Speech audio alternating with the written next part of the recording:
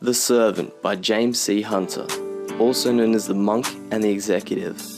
This book is about authenticity and leading others through servitude.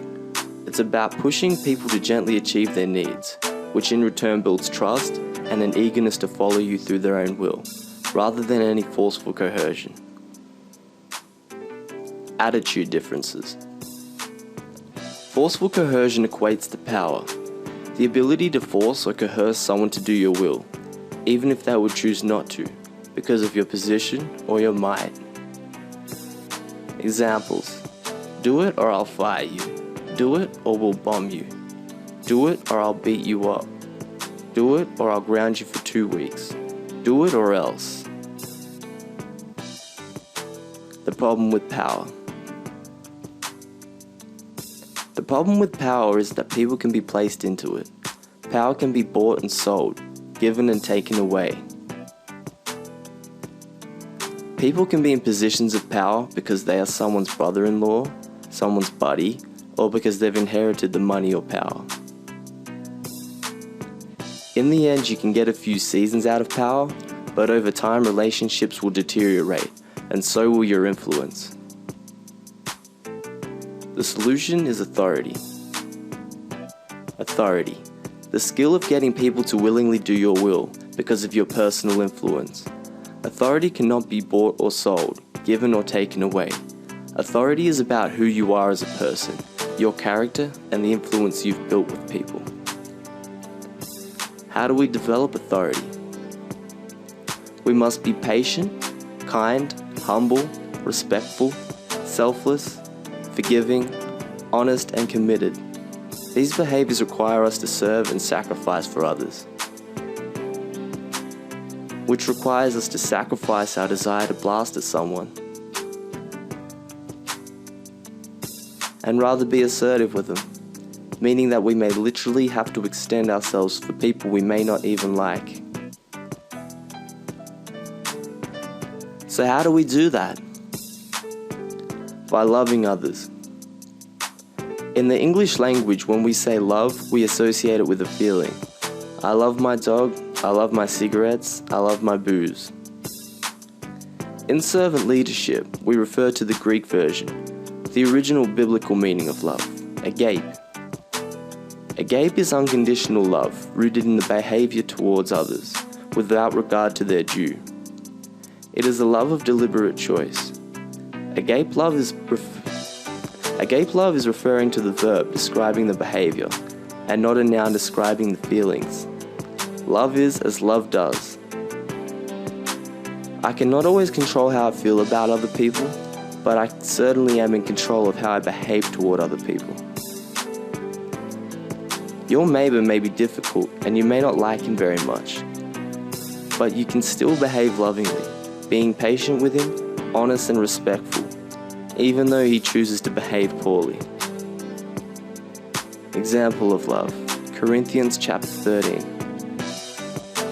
Love is patient, kind, not puffed up or arrogant, does not behave unbecomingly, does not seek its own, does not take into account a wrong suffered, does not rejoice in unrighteousness, but rejoices in the truth, bears all things, endures all things, love never fails. A summary of what love is: patience, kindness, humility, respectfulness, selflessness, forgiveness, honesty, commitment. Again, love is not how you feel towards others, but how you behave toward others. It is the act or acts of extending yourself with others by identifying and meeting their legitimate needs. Needs and wants. A leader must always identify and meet with the legitimate needs of who he is serving. People have a need to be pushed to be the best they can be. It may not be what they want, but the leader should always be more concerned with needs than wants. Slaves do what others want, while servants give what others need. How do you clearly differentiate between needs and wants? A want is simply a wish or desire without any regard for before the physical or psychological consequences. A need is a legitimate physical or psychological requirement for the well-being of a human being. Maslow's hierarchy of needs: self-actualization, esteem, belonging and love, safety, and the basics.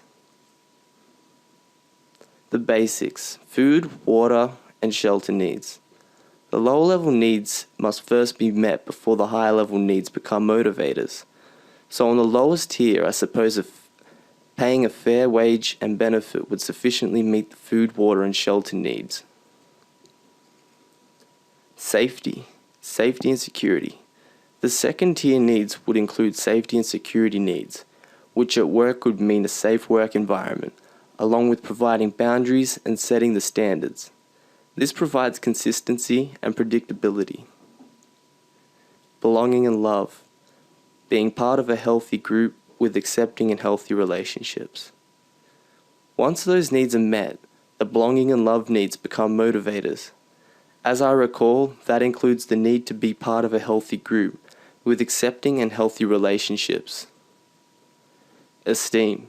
Being valued, treated with respect, appreciated, encouraged to receive recognition. Once those needs are met, the motivators become self-esteem, which includes the need to be valued, treated with respect, appreciated, encouraged to receive recognition, rewards, and so on. Self-actualization. Once these needs are met, the need moves to self-actualization, which many have struggled to define. What I got out of it was that to self-actualize is to become the best you can be, or are capable of becoming. Not everyone can be president of the company, all Australian or valedictorian, but everyone can be the best employee, player, or student possible. NobleNotes.com